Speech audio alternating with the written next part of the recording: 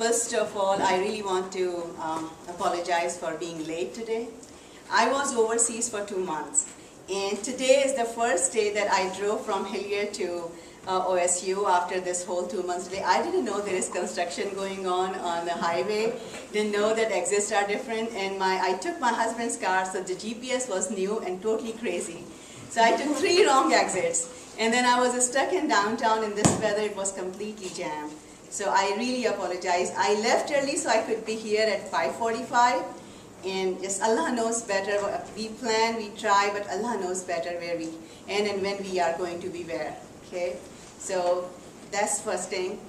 Now, I want to thank MSA for being a good collaborator, a really very active collaborator for Project Sakina. Project Sakina, let me introduce it a little bit more to you. It's a project initiative which was launched in 2009 in February. And this February is going to be 3rd year. And it happened after the murder of Sister Asiya Zubair in New York, Rochester, New York. How many of you are aware of that case of murder of the wife of the CEO of Bridges TV, Muzammil Hassan? So that's when some people, actually I think all over the country there were many activists and people who were totally shaken by this murder because it was a high profile case, because people took a big note of it, and media was talking continuously about Muslims and domestic violence and how this is a common practice and things like that. So that's when some of us started talking about something more than what our professionals and our counselors and people who are working in these kind of field, for example social workers, they are doing. We talked about something more. We talked about changing the community, transforming the community, more than just if somebody is in the situation, they would go to a counselor or a social worker, and rest of the community does not get involved. So we started talking about having something different. That's how we started Project Sakina. Alhamdulillah, in 3 years we have done a lot of work, and we have started research work about the attitudes of community. We have started teams, and right now we have a team in Columbus, we have a team in Chicago. I'm going in Atlanta in 2 weeks, and inshallah we are going to start a team in Atlanta. We have invitation from Boston. So mashallah, it's people are taking it seriously. We launched it, kick-started last year in ISNA convention, and subhanallah, so many national leaders came along with us and they endorsed Project Sakina. Now, before going any further, I am going to present some cases to you, just to start a real discussion. What is going on in the community, and why is it going on? What needs to be changed? How can we change it? Okay, and I'm going to show you some slides, one by one. And these are about family violence.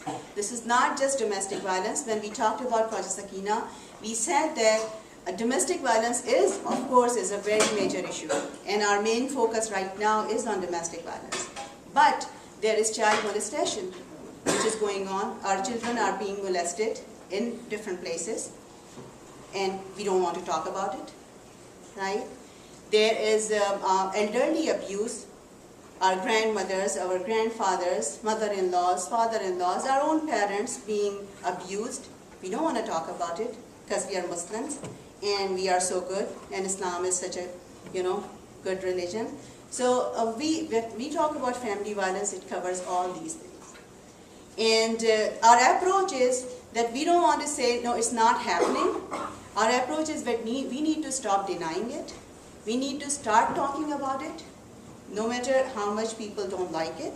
And many people have come to me and in different times, and they are very offended that why in the world we really talk about these things. And so our approach is that.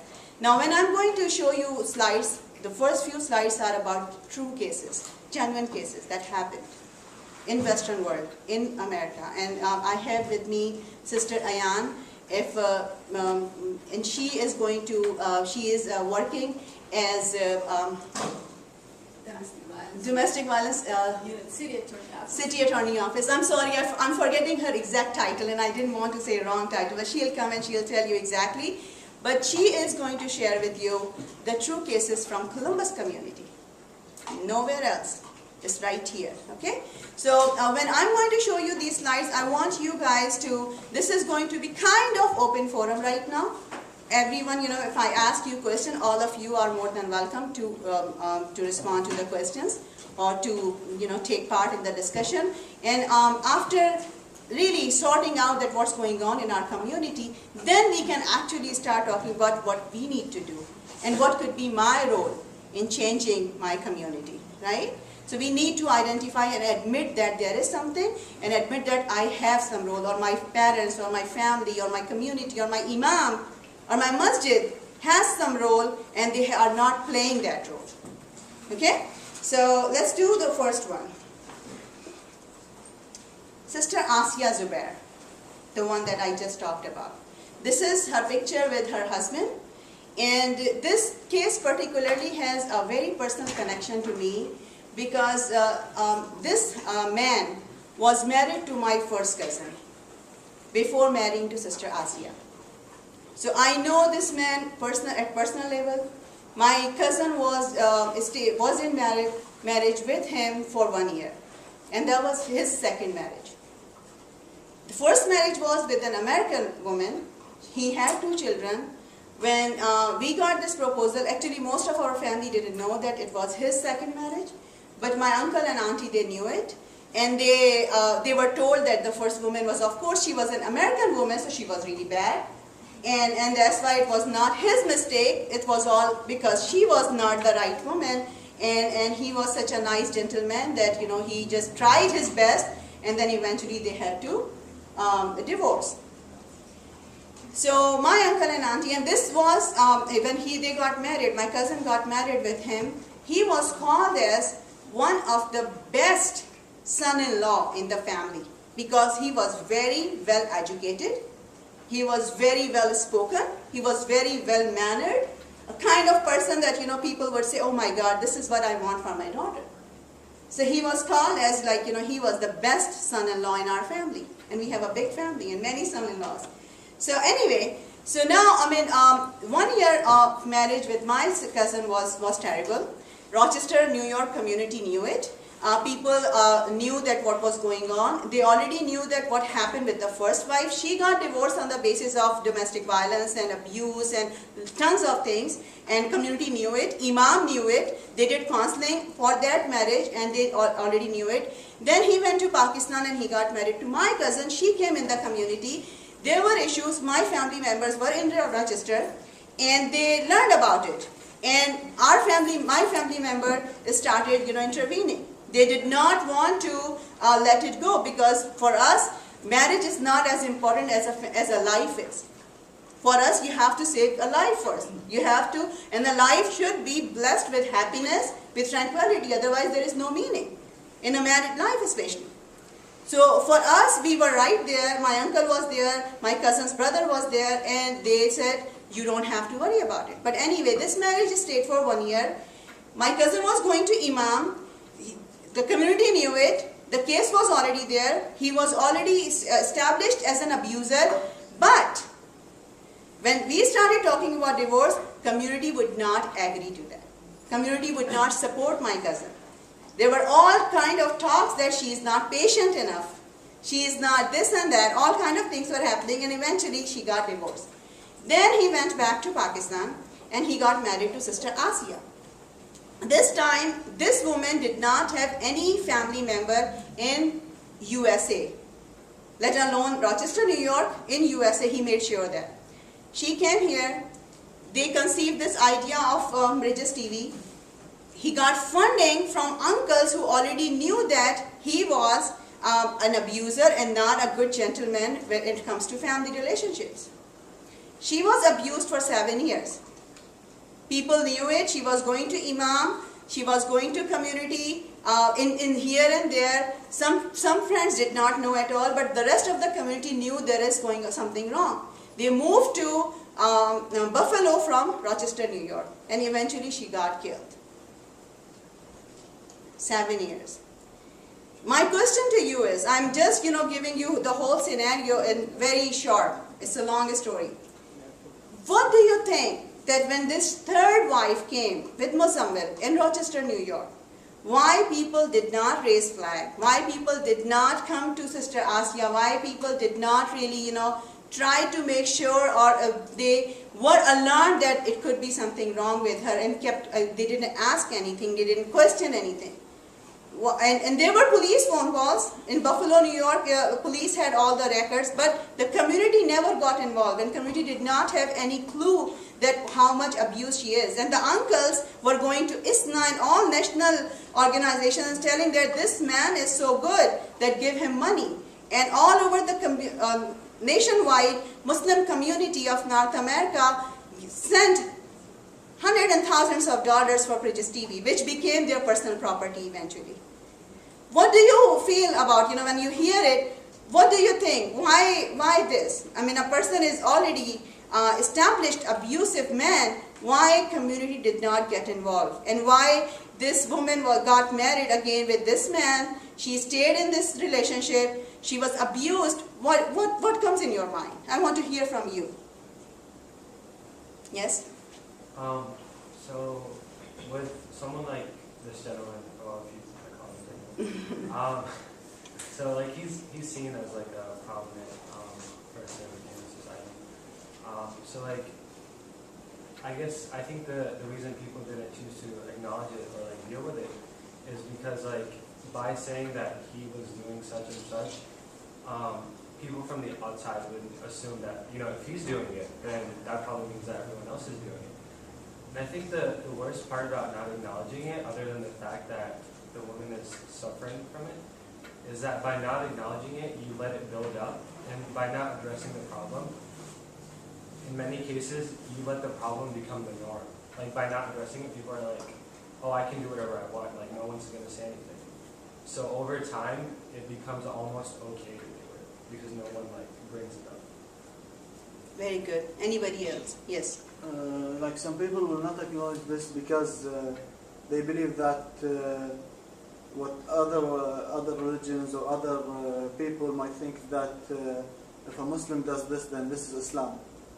I think that we should know that we should separate Muslims from Islam. Islam is a religion that some Muslims don't follow. So people are I believe that even imams of masjids are scared that people will point this to being Islam. So this is why they don't acknowledge it. Okay. Yes. I think it all goes back to like the power and prestige that this man held, and also because by addressing the problem, you're acknowledging that that it exists, and people don't want these problems in their communities. They want this idealized thing that we're perfect as Muslims. Our religion is perfect, so therefore every Muslim is perfect. But that's not how it goes. And by acknowledging the problem, you're saying that it exists, because people don't want it to exist, they just want it to go away, and by shooing her away, that's what they thought they were doing. Very good. One more for this slide, yes. I mean, it's kind of been touched upon that because this man had such like status, he was well educated, blah blah blah, Bridges TV, like a lot of the cultures that we come from, we place this huge emphasis on status, like, oh, this brother's highly educated, this brother's got an MD, this brother's got a JD Law, whatever. He's got this big prestigious career, got this big education to back him up, like, he has to be good. So, maybe some people, they hear these things, they're just like, oh, they're kind of in denial, like, if the brother's got all these other qualifications, he can't possibly have another problem. My big thing is, I think in general, our community is apathetic. Our community is apathetic about so many things, about actually, like, doing anything that's, in a way, like, not connected to us, like, if it doesn't have to do with, if it doesn't directly affect my family, then why should I care? If it doesn't directly affect someone within my household, why should I care? Our community is very, very apathetic about like being civically engaged at all. Very good point. I want to balance it at least with one more sister. Somebody was raising hand here. Yes. I guess this is a good way to balance it. I think there's certain situations in which people want to do something about it, but where there's a cultural thing, there's a fine line between stepping out and like getting into someone else's business and and there's situations in which you want to say something, you just don't know how, and I think if people knew that this would happen in the end, they would have definitely done something about it, but beforehand, I'm sure there were people who wanted to do something, but there's this sort of, this line that you almost don't want to cross into getting into someone else's business and God forbid making it worse. And you know, with him, he probably would have thought that she's going and telling people what's going on, and it would have had like more consequences for her. This is and what all of you said. Let me tell you, when Bridges TV was established, I was in Pakistan and I was working for ARYCT channel as general manager there. So I was like in big connections, and I came back to US and I heard about, okay, so Bridges TV started, and then I learned that Muzammil Hassan is the person who is founder, and for me it was a big deal because, you know, I knew this person, how horrible he is. He was severely, my cousin, it took 8 years for her to get married again, to convince she could not just, you know, forget what happened in just 1 year. It was horrible story, horrible. You just cannot imagine what she has gone through. He was extremely abusive, and if you read court documents and the paper that Sister Asia wrote before she was dead, 1 week before her death, it's horrible story. So I went to the leaders because I'm also well connected here. So I went to some national leaders and I talked to them. And I said, you know, this guy is not good. You cannot support him. You cannot have him on stage in your national conventions. And they told me, sister, it's okay if he has some personal problems in his bedroom. That's a different story. But he is at least doing a big job for us, for Muslims. So just, you need to support him. Then said, you are in TV production. You should go and help him. Because this is and when he murdered his wife, then everybody is, oh my God, what happened? And for 7 years, and to my family members, people would not talk in Rochester, New York, because they thought they wanted to be associated with Muzammil, then they would want to associate with my family. And when he murdered, then everybody came back. So what you guys are saying, I mean, yeah, this is the status issue. All abusers, normally when they start abusing and when they are scared that it's going to be revealing their true self, they start giving more funds to masjid. You know that they start giving more funds to masjid. They start giving more, they are more generous and giving more charity, and then people would keep quiet. The wife is going to imam and the imam would be quiet because this man is giving so much money to masjid. So unfortunately this is the truth, and we, inshallah, the younger people, and I'm young at heart, so I include myself in young people. So now we have to change it. It's not going to take us anywhere good, okay? So next slide now. Sister Nazish Noorani. Do you guys remember this is in Boonton, New Jersey, 17th of August last year? This case? Who knows it? Tell me, what was it? Well, they were walking home from their family's house or something, and this colored person came and shot at both of them, killed the woman, and then shot the guy in the leg. But then later they found out that the husband had set it up with his mistress, and it was she who came, shot the woman, and shot the man as well to make it look like it was something else. This is a couple with Pakistani origin. These people were, at that time, they were at Harvard, I believe. He was saying that he is studying at Harvard. And they came back to visit her family in Boonton, New Jersey. He planned it.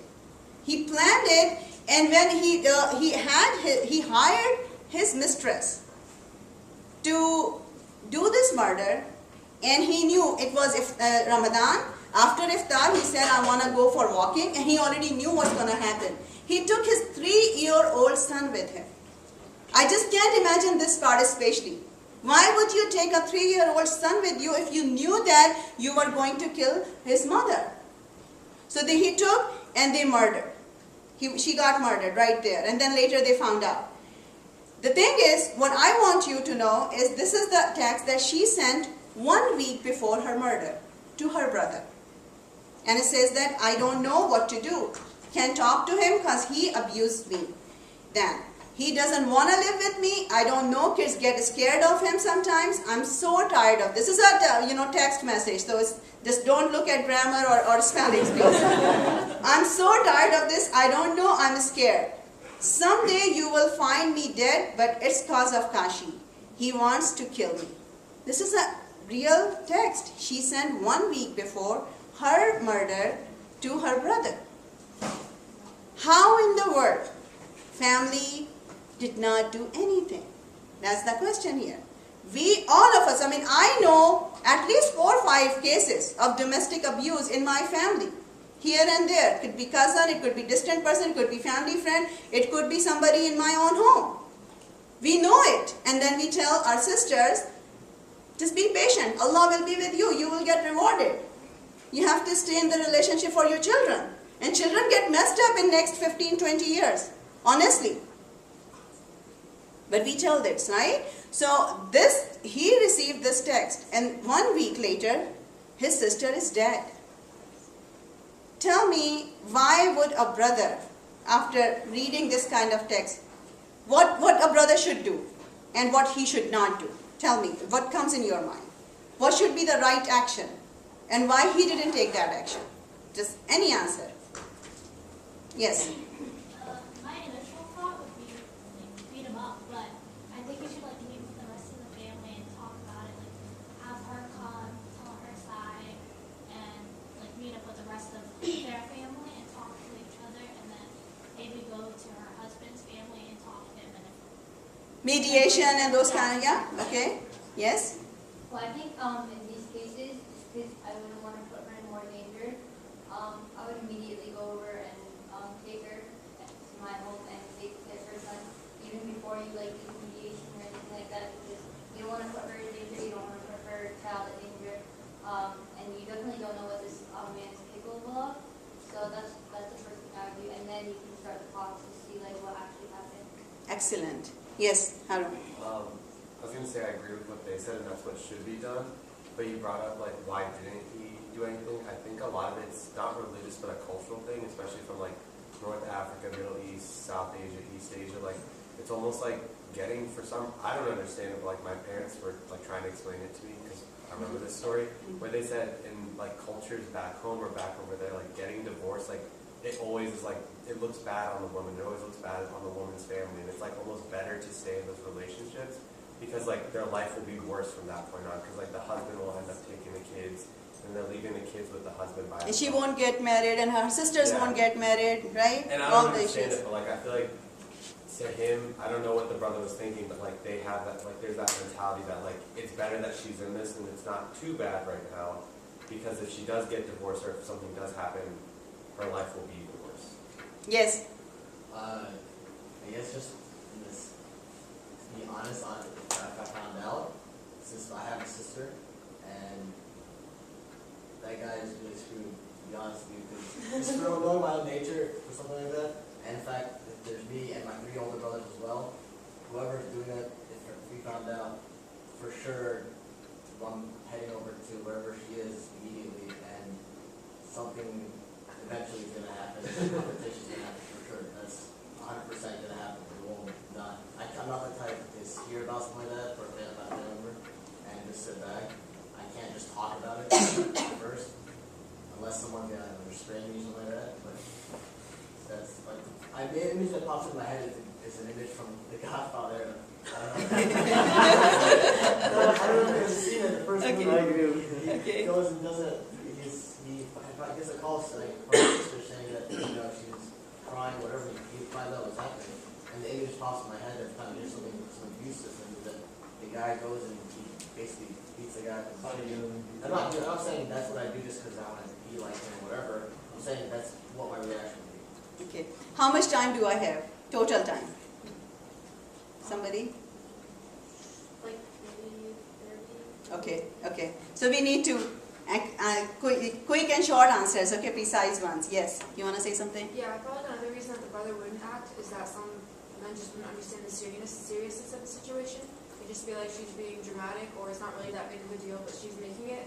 Because when you think about it, like, why would a husband want to hurt his wife?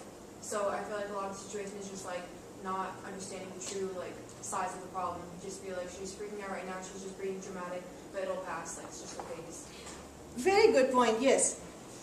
Last one. I wanted to ask, I don't want to downplay the scenarios at all, but what are the statistics with regards to, I guess, domestic violence cases, I guess, in general versus the Muslim population alone?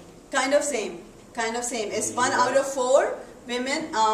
It says that there is only one established study done within Muslim community, because the Muslim community downplays it. People do not admit. It's 1 out of 4, and the national is 1 out of 3. Okay, but is it just the U.S. population, or is that study based? This study is about US population only, that I'm telling you about. But there is a significant difference between the two. It could be, but the problem in our cultures, as you know, Harun was mentioning cultures, is that we don't, and again, there are standards. There, you know, somebody says this is the domestic abuse, and our culture, it's norm. It's not abuse.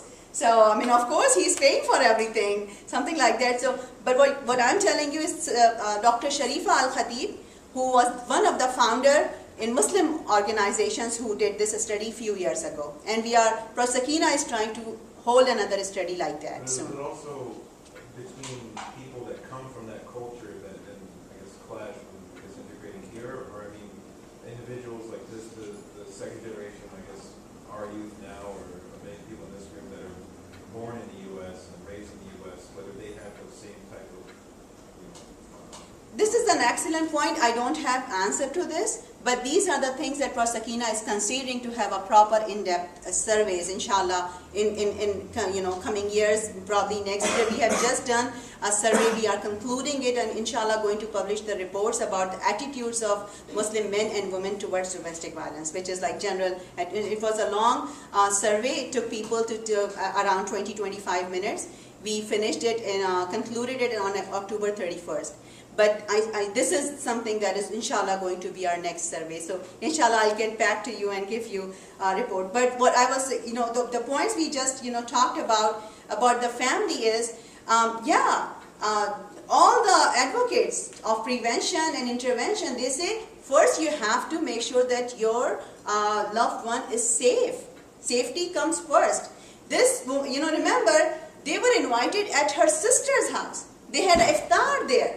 So you are happy, you are, acting like you are a happy family. You have your sister and brother-in-law, you are having iftar together. You're not talking about this text message.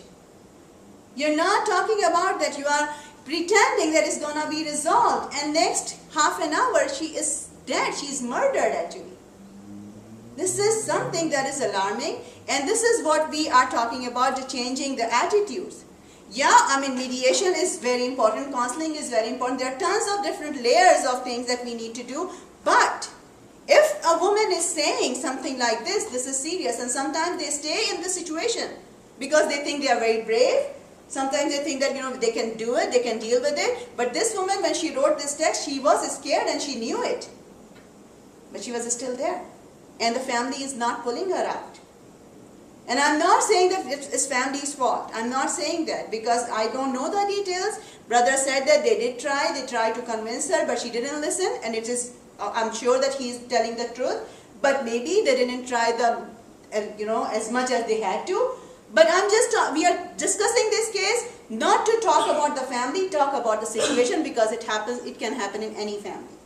And this is happening within our communities. Next is Sister Ayan from Columbus. This Sister Ayan is going to tell her story. This is from our own city. Yes.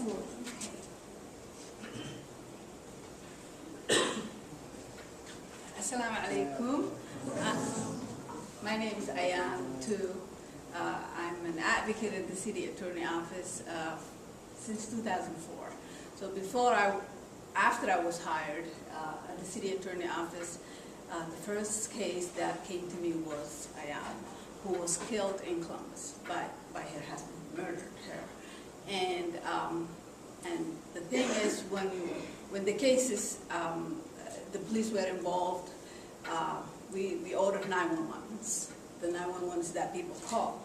And then it comes to our computers and we listen. So Sister Ayan was there and one of the 911s and calling the police saying that this guy is going to kill me. But that incident was not the incident she was killed. It was another incident that happened before this, he killed her. So what happened is she was saying like, he's killing me, I'm running towards my neighbor, what am I gonna do? And then the neighbor picked up the phone and said, he has a knife, he's home, what should we do? And the text is telling her, to keep her in that house. The next, I think I was hired maybe two more months later than that, and the calls were already in the computer. And next time he killed her. So what happened is, I talked to the family of Ayan, her sister, and she told me that she is dead inside because she's the one who sent her back home to tell her to stay with your husband. You know, you work things out. They didn't have kids yet. You know, they were newly married, and she said, you know, tell her to stay with her husband. And now, what can she do? She's already dead. So she said, I can't even get off of this grief. You know, I feel like I killed my sister because she's the one who sent her back. So Ayan, my God bless her, she died because her husband killed her. And her sister was the one who said you have to try to fetch her. Yeah. I received a phone call from one of my very close friends last year, and she said that I have a sister here who is really worried and she's not feeling safe, and she thinks that her husband is going to kill her, and he told her already. So I took phone number and I called. And I'm not a professional counselor or anything. I'm with Project Sakina because I believe in the cause, and I'm doing the marketing side and campaign side. So I'm not a professional to deal with victims or anybody in that kind of situation. But anyway, I could talk. So I called her and I said, are you safe? She said that, yeah, I am at my father's house tonight, and my husband has told me that if I try to divorce him, he will kill me and he will kill himself. And I'm really, really worried, and I'm really scared. I don't want to go back. So I talked to her for about an hour. I said, okay, I'll get Dr. Tarazi to talk to your father. I'll get, all these things, network. And she said, okay, we talked about an hour. Next morning, I'm calling her and she does not want to take my call. And my friend told me that her father got really mad. He said that I don't want to involve community, and who is Dr. Tarazi? I talked to Dr. Tarazi and he said this is a common thing. When they are under stress, they would talk to us, but as soon as the family comes in, family doesn't want anybody to get into their daughter's business. This is what Project Sakina is about. We have to change this attitude. So I hope this point is clear. Yeah, there are legal services, other things. People like Sister Ayan, mashallah, are doing great job.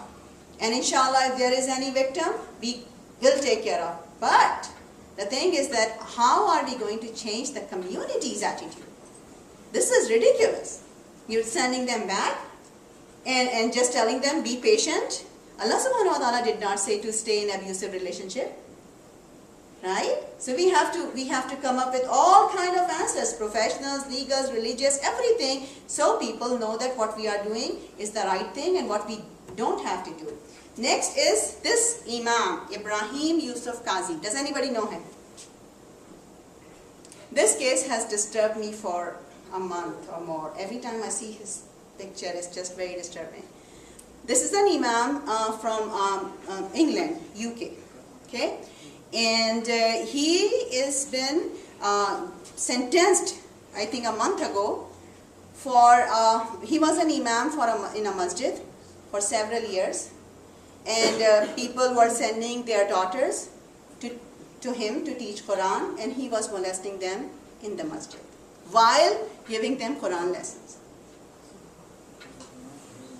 And these girls, they grew up with this abuse, that they were, he was actually, he had a setup of his table and chair and things. And you are all grown-up people. I'm talking about this because this is really we need to talk about it, otherwise it's not gonna change. We cover it under carpets. So he had a very perfect setting, and he would, they would read Quran and he would keep molesting them during that lesson. And then he picked one or two poor girls from those, and he actually managed to take them in a back room. These girls grew up, and finally now when they are, kind of 27, 28 years old, some of them, they got together and they decided that they want to go back, and they filed this lawsuit against him. And that's how the police got him, And he is now, and then so many other victims came forward, and the judge said that this happened 27 years ago. According to that law, I cannot send you for a longer time in the jail. But if it was happening now, I would give you severe punishment. By law, my hands are bound, but I just cannot believe your position as imam. People were trusting you and you were doing this to their children. And I am born and raised in Pakistan, and I have heard this from all over the Islamic world. This is, for me in Pakistan, I would not send my child to a masjid for Quran lesson. Honestly, because I don't feel safe. I grew up there. We always, as a young girl, 7, 8 years old and a teenager, we always felt bad when we had to cross imams or the qaris from masjid. If they are standing there, we would not feel good. We never felt comfortable. The regular people were better, but we never felt, and this is true. I'm not saying all imams are bad. Astaghfirullah, I don't want to say that, but this is a problem. Unfortunately, this is a problem. And it's a problem for younger boys also. It's a problem from younger girls also. It happens everywhere. I read a beautiful story of a father who said that he hired somebody for his 3 children to teach them Quran. And he noticed that the qari is keeping the daughter inside the room and sending the boys outside to memorize Quran. And he hid. And he saw that there was something going on wrong. So he went in the room, he took the imam or qari, whatever you want to call him, and he took him outside on the street. And he started beating them on the street. And this is not normal in Pakistani culture. Because that means you are telling that your daughter has been molested. Right? So this is so bad, don't talk about it. But he did that, and he started beating, and he told everybody this is what he does with younger children, do not hire him. But how many people would do it? So this is child molestation. It's a very taboo topic that we don't want to talk about, but Project Sakina has ambition. We want to touch it, we want to do things about it, we want to write and not only raise awareness, but also take some actions. How can we change the situation? That's one thing. This woman, does she look familiar? What does she look like? Anybody's grandmother, right? Typical. This is just a stock image. This is not somebody. Alhamdulillah, I could not find any case, reported case of elderly abuse in US community. Maybe there are some, but I did not find them. But elderly abuse is also something which is growing. There are ratios, and we are doing a survey about that too, that there have been several parents, grandparents who have been abused within our community. They could be emotional abuse. Physical abuse is not as much as the emotional abuse, or all kind of other psychological things. And people are here, they provide free babysitting, but at the same time they are not treated well, they are not taken care of properly. There are tons of people are also in the shelters for elderly people. There are all kind of things happening, and we want to talk about and touch about that also. But right now our main focus is on domestic violence, because that's something which is on the top of the list when it comes to statistics in Muslim community. Now, we planned that Sister Ayan would talk about very quickly about the legal services that we have in this community, in the city. And after that, I would talk about the role that community can play. So, and I know that we don't have a lot of time, so we would like to wrap it quickly. But the thing is, I talked about some victims, and we can identify many more victims. Sister Ayan is going to tell about Columbus stories. But this is from Judith Herman, who has been a pioneer in writing about the trauma and recovery of victims of these kind of things. And this is something really, really striking to me, is the restoration of the breach of trust between the traumatized person and the community comes first upon public recognition of the traumatic event. Do we recognize it? Do we say, yes, you have been victimized? yes, there is abuse. Yes, this is wrong. Yes, we have to, it's the imam, the masjid, the family member, father, mother, parent, I mean, all people, first thing is that. If we care about the topic of this, the title of the presentation is Protecting Loved Ones at Homes.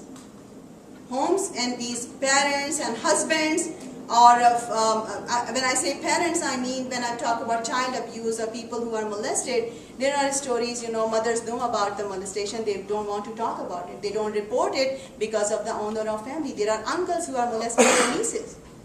And the mother would not tell anybody, they would keep their daughters shut. You can't talk about it.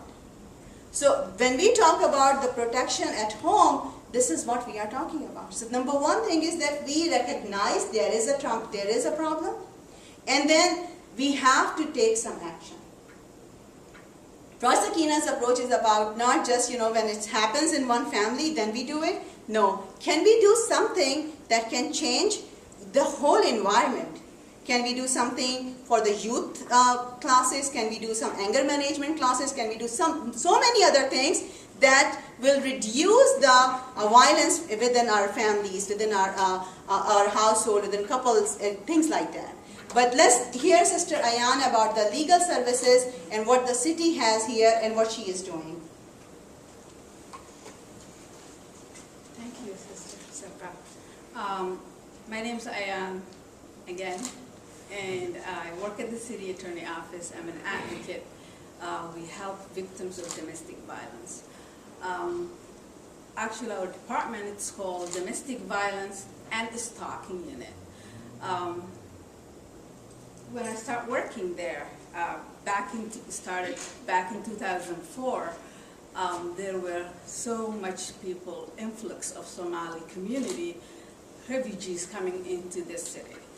And they were calling, looking for help, cases were dropped all the time, victims don't come back to the court, and they didn't know how to help. They didn't know what's going on with the community. So that is, when they advertise this position as a victim of domestic violence, someone who advocates for the community. Since I've been working there, since 2004, I've seen many cases, and my work was started with the Somali community, but then there were Muslims that needed help. So I approached to my director, and I asked her if I can advocate for everybody who's a Muslim. It's not only for Somalis, but there are other Muslims who, girls, women who wear hijab, who have cultural barriers, who do not feel comfortable with other people. So can I advocate for them? Oh yeah, you can. That is when I started advocating for anybody who's Muslim, anyone, even if it's Islam or not, but majority with Somalis and Muslims. So I'm not gonna talk about, I don't have, I think, that much time to talk about what we do at the City Attorney Office. What is abuse? I think everybody can maybe have some idea about what abuse is.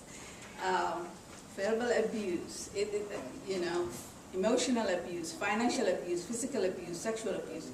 The only thing that we have is physical abuse. Nothing else. If the laws in this country, if your husband or is beating you up, yeah, you can get help with that. But emotionally, if you are abused, you won't get any help from us. Verbal abuse, do you have any injuries, anything? That's what we ask when the victims come. No help.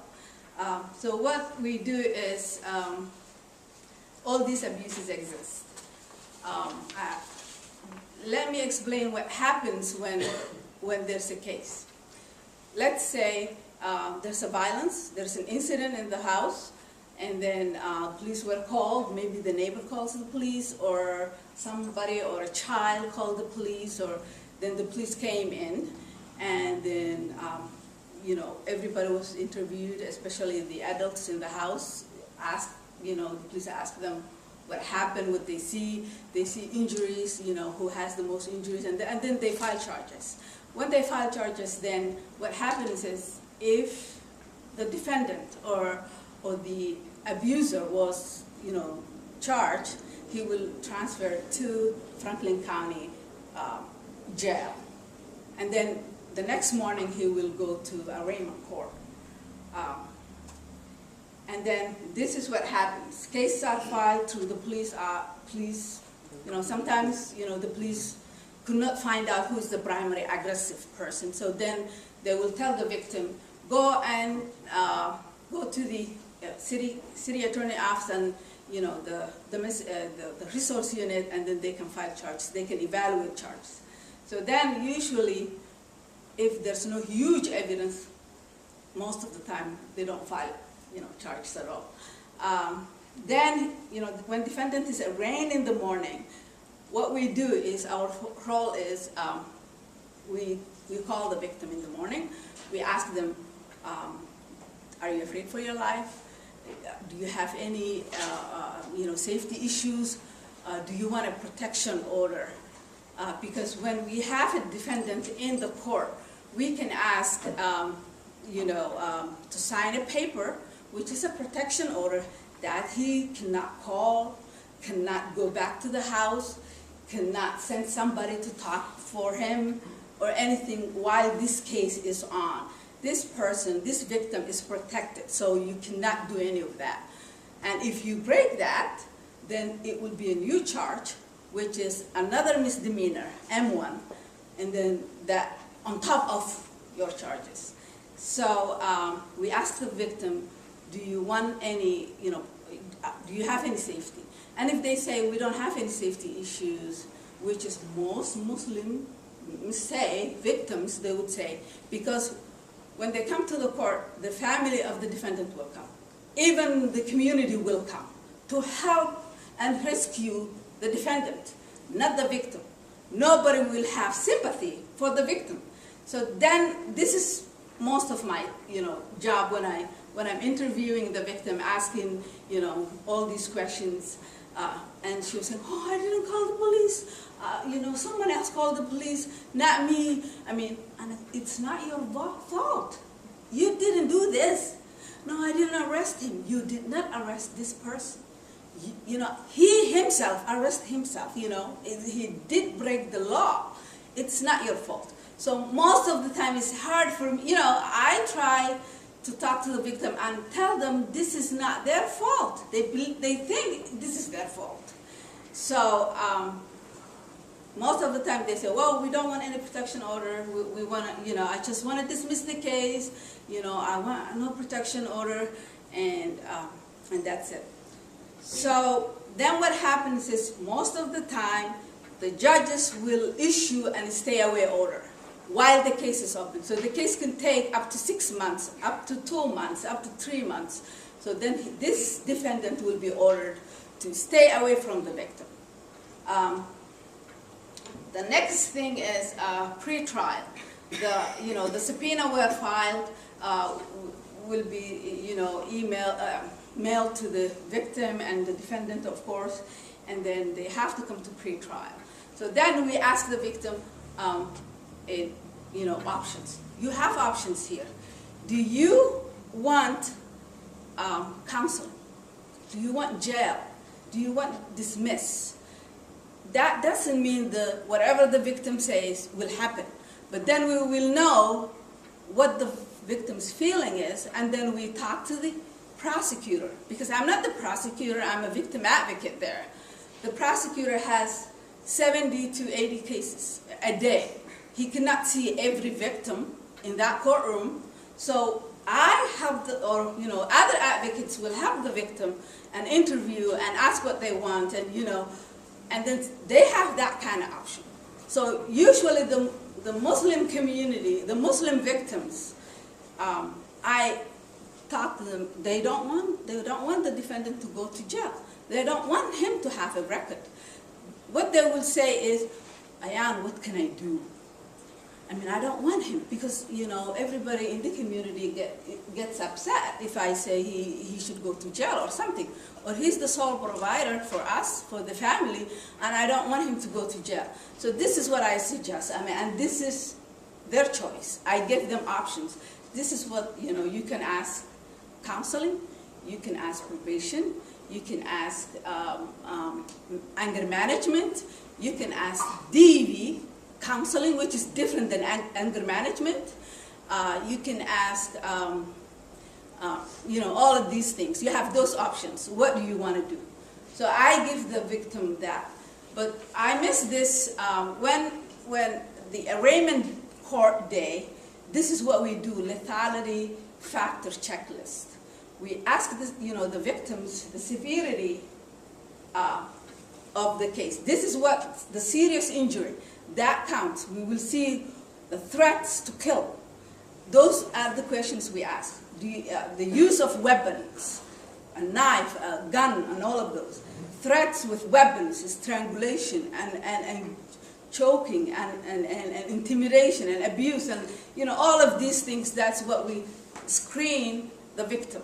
So we see, the higher it is, it's, the more we are concerned the victim, and we call them. And it's too much information to digest at one time, but we also, what we do is we safety plan with the victim. We tell them what explosive incidents, what to do if those things happen, when leaving, safety, when someone's leaving, all these things in public, emotional health, all of these things, we safety plan with them. So if these things happen, they have a plan so they can do it. I mean, they can get safe. Okay. We all know this. I think Sister Sirqa told us about the immigrant women. Majority of the cases do not get reported, the Muslim cases, because of so many things. I mean, the cultural issues. I've seen many Somali community. The husband was, the police report, he was drunk and, had a slurred speak or, cannot stand up and intoxicated and all of that. And then when you talk to the victim, oh, no, he never drinks, no. I mean, because it's a shame. It's I mean, that happens. And then why the police wrote this? And then it's isolation, dependency, all of these things that comes to, and especially the deportation thing. Victims who were sponsored, I mean, their husbands sponsored them here, they want to stay here. They don't want to be deported. So there's a threat there. And community pressure, you will have whole community come into the courtroom and saying that she's dropping the case, This happens? That happens. And I said, I'm not going to talk to you, please. I'm not allowed to talk to you. I have to talk to the victim alone. So things like that. And then there's a belief that, the community rumors, oh, if you leave the abuse, if you go to the shelter, your kids will fed pork, all of these things. That's, myths that happen. DV prevalence in our community is as much as anybody else. It's not for the other people. It's all in our community. Most cases that I get, it's not not reported, but those I got, children are majority. Families have children, and also significant number of abuses and partner violence, domestic violence cases that are involved, sibling fights. I've seen elder abuse. I've seen child molestation. I've seen all of these things. Domestic violence where our parents are the victims. Prevention. I mean, we can talk about all. Sister Serpa told us many of that. This is what I do. I advocate victims for domestic violence and stalking cases. Interpret for victims. Help file protection orders. Inform the prosecutor of cultural issues that may arise, and do the outreach in the community. If you have any questions. Or we can read the questions? Okay. Go ahead if you... Go ahead. I know you said the law only covers like physical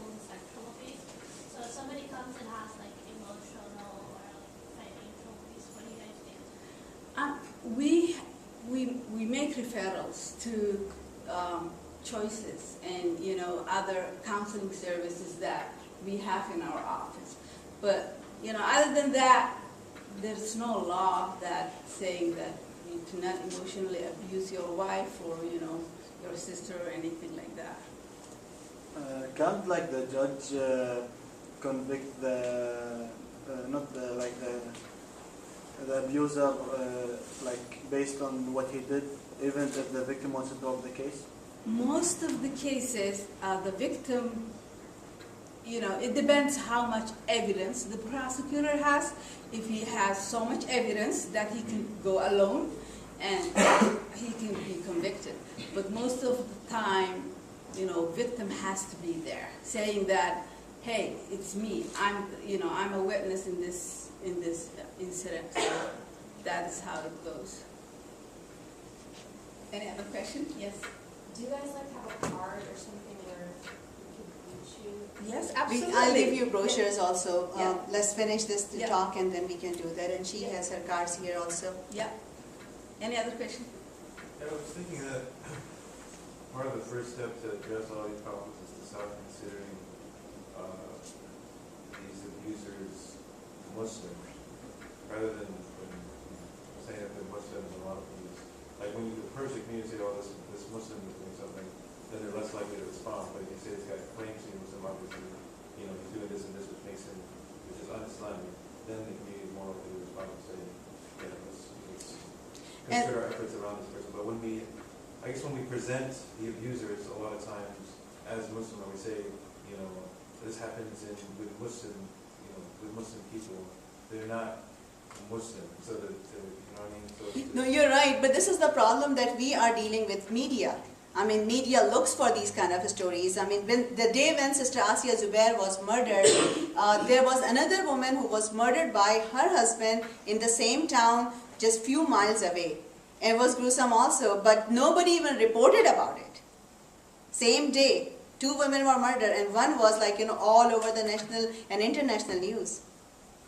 So this is the problem we are facing from the media, that media looks for Muslims stories. They always, anything happens. If it is a drunk guy who is killing somebody, okay, he's drunk. But as soon as, and this is a problem with gay community also, they would, and they have raised so much voice about it that, why would you mention this was a gay person? It was just a person. It doesn't matter. But the same thing is as soon as they know this is a Muslim, they have to say this is a Muslim. And that's why what you are saying is something that we have to do outside our community, but at the same time we have to deal within our community that this is not Islamic, so we are not supposed to do something like this. Does it make sense? Even like when you're presenting it in this presentation too, you say we deal with for example, in the attorney's office that we deal with Muslims, right?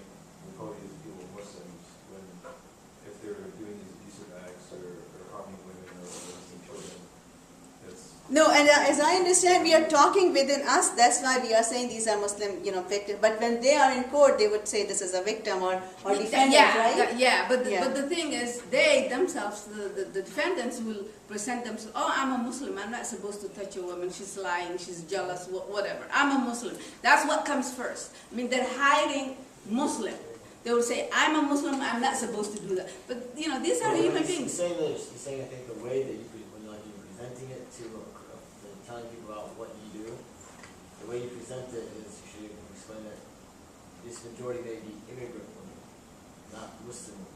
The guy might say he's Muslim, whatever. We don't care about him. So I'm saying, he's saying that the way you presented it, they should highlight the fact that they're immigrant, not simply just Muslim. No, but it's that way. We're trying to No, target. we are understanding your point, and there was a case in last year in New Jersey where a person appeared in front of this judge, and he said that I was beating my wife because it is in Quran and it is Islamic. And the judge, I was so mad, and we sent it to Sister Rafia Zakaria and other lawyers actually who are nationally very active about it. The judge said, oh, if this is religious according to New Jersey law, I cannot give him any punishment because it's in Quran. And we were like, if there is something in Constitution, no other law prevails in this country. It doesn't matter. But there are religious communities, and there are states who have different kind of laws for religious community. So this guy actually got, out of the whole thing just because he said it's in my Quran and I did according to my Quran. I mean, more when we're trying to target the communities, we're trying to say, we need as a community to step up and do something about it. So we need the leaders to concert efforts in order to develop a program or something like that. When you're presenting it to the leaders or to imams, when you say, hey, look, this is what Muslims are doing, an imam is definitely going to say, he's going to say that's not what Muslims do. Right. So if you say this is what people who are claiming to be Muslim, right, they're obviously trying to give us a bad name, then the community is more likely to say, we need to fight against people who claim to be Muslim but are doing actions that are. Yeah, and there are one of the efforts, and I'm going to talk about the efforts that we are doing, the initiative that we are doing to address that. Can I say one thing? What I do is at the city attorney office, just also train the advocates and other prosecutors about Islam, and Islam it's not a violence, and these people might claim this. Also, I invited Sister Asma Uddin into our office to explain, the Islamic perspective of domestic violence. So it's not only the defendant will defend himself, whatever, he feels that to defend himself, but, everybody knows this issue, it's a society issue. It's not only for Muslims or non-Muslims, it's just a society issue. I just want to say that. So basically what we are talking, what we came up in last 3 years, we had several meetings with advocates from all over the country, Muslim advocates and non-Muslim advocates. There is a close to home campaign from Amy Thompson in Boston area, and we invited her to train our advocates, and we had a brainstorming meeting for all over the organizations were there. 35 organizations, I believe, they participated in it. And everybody told us the issue is that we have organizations, we have advocates, we have counselors, but the community is not with us. Community does not support us, community does not understand, community does not want to fund a shelter if we need it, or anything, or the change in the community. Then we found out that there is problem with communication issues within couples, anger management issues. With youth, it was also found according to the research, it's teenage. If a boy is not trained and educated enough in the right way in his teenage, if he is abuser, then there is no way. There are hardly few cases of an abusive teenage boy who would change later in his adult age. So the question is that should we organize workshops and programs and things for our youth so we can talk about these things and instill the right values, that what is a manhood? What makes you a man? Is beating a woman is a man, or what is it? So those kind, and at the same time, for the girls, for the teenage girls, what kind of programs are needed to give them the right self-esteem, to understanding what is patience and what is not to be abused. Yes, you have to be patient, you have to be, the hikmah and wisdom and everything, but there is a limit. There is a time when it is no. You have to get out of it. Islam is not telling you to stay in it. So those kind of, so Project Sakina is basically a whole bigger initiative in which we are asking, and all over the country. Chicago, alhamdulillah, has already teamed up. Columbus, mashallah, we are, have already our team. And we are working on 3 main steps. Although this website is going to be changed in next 3 weeks, and it's going to be a real total reorganization of our text, but still I'm going to take you for these 3 steps that we talked about, how the community is going to change. So number 1 is wake up, and the wake up is basically the science. You have to understand, you have to educate yourself, and when you go on the website you can see all these things. What is relationship, what is healthy, what is non-healthy. We have tried to put the literature which is also Islam oriented, the Quran, the Hadith, and also the general professional literature. The second step is speak up. So first you are educated, but then you have to speak up. But if you are intervening, there are risks for you, there are risks for the victim, there are risks for the abuser. Like, this girl who called me from Columbus, she told, if I try to get divorced, my husband said that he will kill me and he will kill himself. Right? So there are risks, and this happens. Sister Asya Zubair got murdered right after she filed the papers for divorce, and this is very common story. So as soon as you intervene as a friend, as a family member, as somebody, what are the risks for you? So this session talks about all those things. And the last step is team up. And this is where the whole community, the family, the friends, everybody comes up. And we are trying to give all different ways for community. We are asking imams to address not only domestic violence, but also about couplehoods, but also about communication, also about anger management, everything. It's not just one thing that somebody is beating their wife, stop it. No.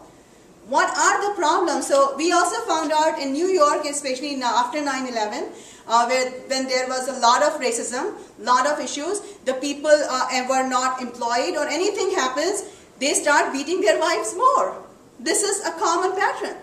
The people have financial problems, they have to let their stress out in some form, and they do it.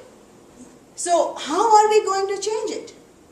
So the Sakina's whole idea is that everybody can change, everybody can help. Now here is a really nice video that is going to give you in 5 minutes some ideas, and after that I'll just take your 2 minutes to wrap it, and we can have, inshallah, you all are more than welcome to join our team, Columbus team, inshallah. So this is the presentation from Sister Amy. This is an example of a social marketing campaign that folks in Dorchester developed. People said, we don't want to use posters from some national organization. We want to develop our own campaign that features local community members and messages that we've come up with ourselves. So this is Tamika, and she's holding a cup of coffee, and this says, as you can see, that this can be your best tool to prevent domestic violence. And so the idea was, again, building off of these moments that we all have in our lives to start conversations about this that are grounded in our local experience. We've also done arts projects and do a lot of fun community building activities. These are the other posters related to the What's Your Tool campaign. And you can see that people thought of different ways to start conversations. There's a knitting project, so it'd be like a sewing project. People thought sports was a great way to start conversations, or calling someone on their cell phone. And these posters were put up in 75 local businesses and organizations. And the people that were in them really became celebrities in the community.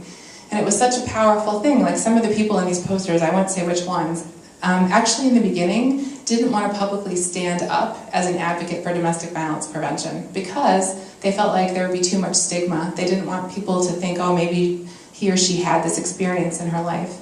And so over time, to be able to play this really public, visible role was a really powerful, I think, change marker for the folks involved. These are a couple of additional youth projects. Our youth actually secured this huge wall. This is about a third of the mural, and these are life-size figures. This is at our local subway station. And the mayor's office and our state senator's office and a bunch of key elected officials got involved in supporting this going up. And then this is a literary magazine that the youth created, which is, it's on our website, you can download it, where they were able to really talk about their experiences of violence, of racism, and then also talk about what it meant for them to be an activist on violence and domestic violence prevention. The last example I'd like to give you, which I hope will lead to some kind of conversation, is the most recent campaign that the community members involved in our work designed as the 1,000 Actions campaign. And this really has grown out of the belief that we can all play a role, and there are different levels of involvement that we can all do on a daily basis. And so back in December, we launched this campaign and then have been counting over the last year how many actions people are taking. And these are different types of actions. Maybe this is too small to read. But we divided the types of actions people could take into personal actions, neighborhood actions, and community actions. And you can see here that the actions are really simple, and they're really based on building community. And so we're counting actions like calling a friend to say hello as an action to prevent domestic and sexual violence, listening to your partner's needs, taking a deep breath and going for a walk if you're upset, speaking up when a friend makes a sexist joke. So from community building actions to sort of... Sorry. gender norms. And then some of the neighborhood actions community members identified were just saying hi to their neighbors, hosting a discussion group about domestic and sexual violence, or a digital story viewing party, bringing up domestic and sexual violence at your community meeting or at a PTA meeting, or maybe at your local faith community.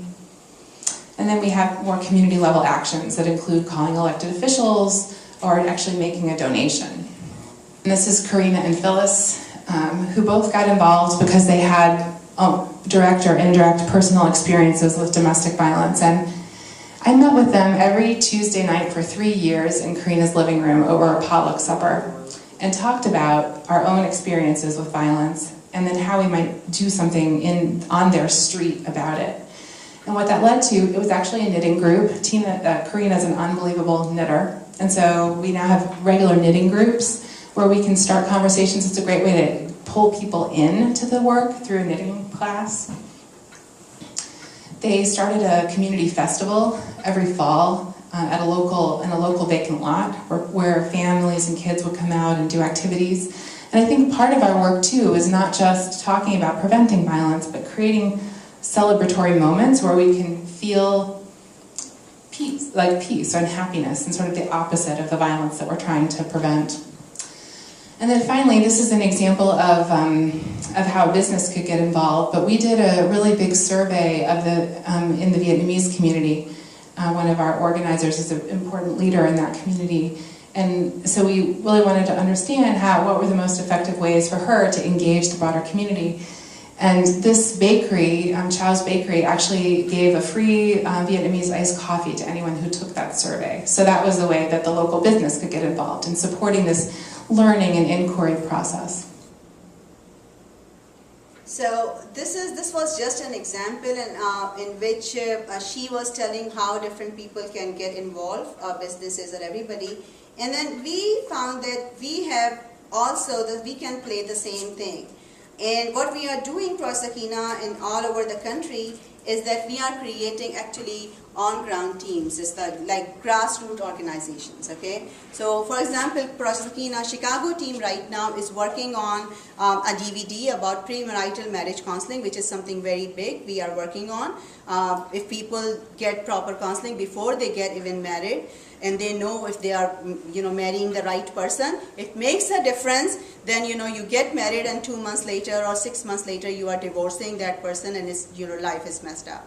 So that's one thing. And also, we are working on a women's support group. We are working in Columbus, inshallah. We have on March 10th, then March 9th, Sister Rubina Niaz, who is, mashallah, national celebrity, who has done an extraordinary work in New York area, and she's been recognized nationwide. And now she is working on anti-bullying, and she is, inshallah, coming to Columbus. She will be here on March 9th in your GBM, and then we will have a community event with her in which we have invited all leaders and the community members to learn from her what we can do. Because she is doing the similar kind of thing what Amy Thompson has done. And mashallah. So the thing is that, we are organizing program. We have a whole sort of a list in which we are getting many professionals from all over the country. Somebody has championed in premarital marriage counseling. Somebody has championed in couplehood communication training, youth program. I'm offering some youth program that we have designed for addressing the girls issue, the boys issue, the anger issue, and all these kind of things. Now, where MSA can play a role or students can play a role, I think there is, I have a list that we have actually, for anybody in the community, and you guys can pick for yourself. But there is something that everybody can do. We believe in it. And unless every one of us, each one of us is doing that role, is playing that role, things are not going to change. I know a father who would not support anything, and they kept telling one of our older people that what you guys are doing is useless. Why are you doing? We don't really have this problem. We are Muslims. And then eventually he came back and he said, I want to donate. I want to help you. We said, why are you doing it now? And he said, because my daughter is in this problem. I was talking to a father yesterday, and I was so really heartbroken. I couldn't sleep last night because of that he said that he had to go and see his daughter, who was severely beaten by her husband, and she has 2 children, and he doesn't know what to do. because of the financial issues, because of so many other things. So what we are saying is, there is one thing that they are victims, and we have to do. If we need shelter in Columbus, for example, Sister Ayan is working on this, and we are checking the logistic. And mashallah, because of her position in the office with the mayor and city council and everything, we can get resources. Whatever is in public resources, we should be able, Muslim community should be able to avail them. So we need to have those kind of networking within the city government, right? And at the same time, in our masajid, in our communities, in our MSAs, what are the things that we can do to change? For example, there is one thing that we need to do. Columbus community need assessment. How many sisters or brothers are really abused? What is the anger? What our community wants? Do we want anger management? Do we need it? Those kind of assessment. And we need younger people to get involved who can really help us in collecting that database. All kind of things are there. So what I'm saying, and I promise you that I will conclude right after this video, is that there are things that needs to be done. Columbus team is meeting, alhamdulillah, once in a 3 month or 2 months we want to meet in person. The rest of the time we just do Skype meeting once in a month. Right now, some of us who are very involved in the March 10th event, we are having a phone call meeting every Saturday morning. So all of you, if you can help us in one event in a whole year, that would be okay. Because I feel that, in interfaith youth group that I work with, we have 9 mentors. And all 9 of us, we divided months. And so if I took care of one event, my turn is now 3-4 months later. So you can choose and you can tell us what time or what month suits you, and we can use your help in that particular month or that particular time. Or you can choose for yourself a project that you think is going to help. With brothers, we really need a group of brothers, a soccer game or whatever game you want, basketball, whatever you want to play. Arrange, organize things and use your networks in raising this topic. We have to talk about it. This is happening in our community, but we don't want to talk. We talk about everything else. And of course, our heart is torn because of what's happening in Syria, what is happening in everywhere else. This is, unfortunately, we are in that situation, and it doesn't mean that we won't do something for them, but this is also serious. If a single child in our city is being molested, and she doesn't have any place to talk about it, it comes upon all of us in some way or other. If a sister is scared and she doesn't have one, how many of you know Brother Anas Defallah? You know him? MashaAllah, I love this brother so much because I have learned about him that there has been time when he learned about a sister who was abused severely by her husband, and they tried to do counseling and everything. Brother Alauddin was involved, other people. And then mashallah, Brother Anas Defallah would go and he would tell him, this is my sister. If you lay your hand on him, if you beat him, if you touch, you'll be in big trouble because I'm right here. And he stopped. So we need brothers like that, So we need all kind of, there are different levels. Assessments, surveys, I have writer, we need, for writing with the Islamic perspective, differentiation between Islam and Muslims. That's, we need write-ups. It doesn't going to happen. We talk in MSA meeting and then who knows. So what I'm saying is that all of you are more than welcome to join us at whatever level you can. If you want to start a group within MSA, inshallah, we can collaborate in some way or other. I'm very thankful to MSA to give us this opportunity. Adiba and Annie and some other people are already involved with us and more level. But inshallah, I would welcome everybody from you. And the last thing is action items from you all. If you can join, I already talked about Columbus team. I want to have some comments on camera from younger people. If you feel comfortable today, I'll appreciate it. If you don't, because this is a national campaign and we want to show all kind of age groups. We have already posted some videos on YouTube, on Facebook and other places. We have got Imam Majid, Yasir Qadi and many others with us. Native Dean has endorsed us. So mashallah, we have celebrities, but we need community members from all age groups who also ask people to join us. Please like us on Facebook so you can get posted. And follow us on Twitter, and if you can, please donate. We have bracelets and some awareness, you know, this button which is like, you know, just $1 to raise some money for some of the cost here and there. And our brochures and material is here. You're more than welcome to take anything with you. And thank you very much. I truly appreciate it.